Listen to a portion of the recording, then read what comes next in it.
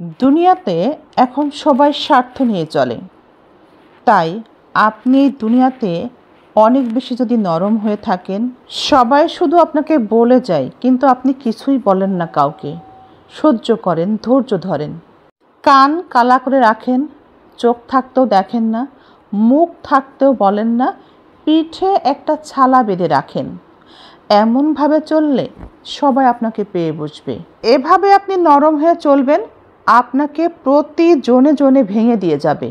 যতদিন আপনি শান্ত হয়ে চলবেন, কারো মুখের উপর জবাব দিবেন না, ততদিন তারা আপনার মুখের উপরে আপনার খারাপ বলবে, আপনাকে অপদস্থ করবে, আপনাকে অপমানজনক কথা বলেই যাবে, একটু মূল্য দিবে না, পাত্তাও দিবে না।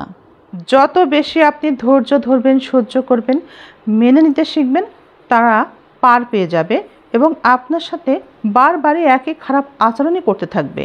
তাই অন্তত নিজে ভালো থাকার জন্যে, চাপমুক্ত থাকার জন্যে, মানসিকভাবে একটুখানি শান্তি পাওয়ার জন্যে নিজেকে একটু স্পষ্টবাদী হওয়া উচিত আমি মনে করি।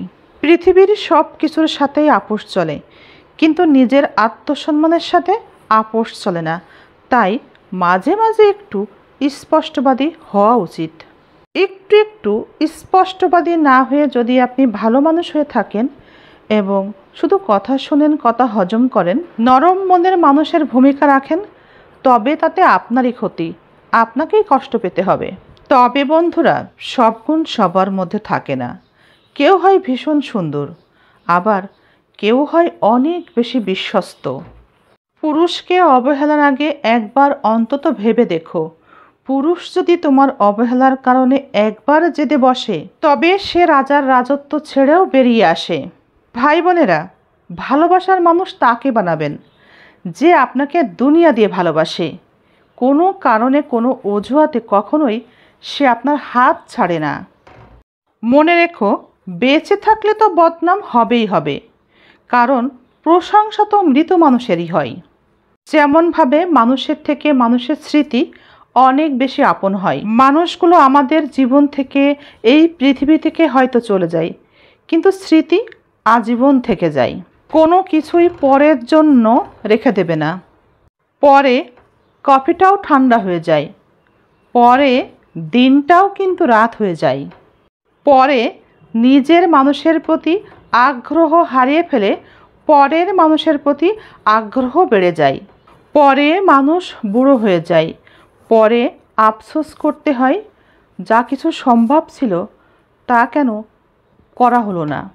যেসব ভাই বোনেরা, বন্ধুরা আমাকে ভালোবাসেন এবং আমার ভিডিওগুলো এই জন্যে দেখেন, তাদেরকে আমি বলবো, যদি জীবনে সুখী হতে চান, যদি জীবনে সুখী হতে চান, উপার্জন বাড়াতে চান, উপার্জনে বরকত আনতে চান, তবে অবশ্যই হাজব্যান্ড ওয়াইফের মধ্যে সুসম্পর্ক বজায় রাখবেন, একে অপরকে সম্মান করবেন, ভালোবাসবেন।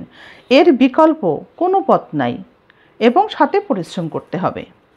স্ত্রী অশিক্ষিত হোক, বোকা হোক, যাই হোক না কেন, স্ত্রীকে অসম্মানজনক, অপমানমূলক কোনো কথা বলা যাবে না, বলবেন না কখনো। ভাই বোনেরা, স্ত্রীকে কোনোভাবেই অপমান করবেন না, অসম্মান করবেন না। তাকে ভালোবাসুন, বেশি বেশি ভালোবাসুন, ভালোবাসা দেখান, তাকে উপহার দিন মনের মতো সে যা পছন্দ করে। একইভাবে আমার বোনদেরকেও বলবো, স্বামীকে যত্ন করুন, স্বামী যেমনই হোক তাকে ভালোবাসুন, তাকে আগলে রাখুন। স্বামী স্ত্রী দুজনেই এভাবে মহব্বত দেখালে সংসারের রহমত ঠেকায় আর কে। একটা কথা মনে রাখা উচিত, বোকা লোক কখনো স্বার্থপর হয় না, বরং স্বার্থপর লোক অনেক চালাক হয়, চালাক লোকই স্বার্থপর হয়।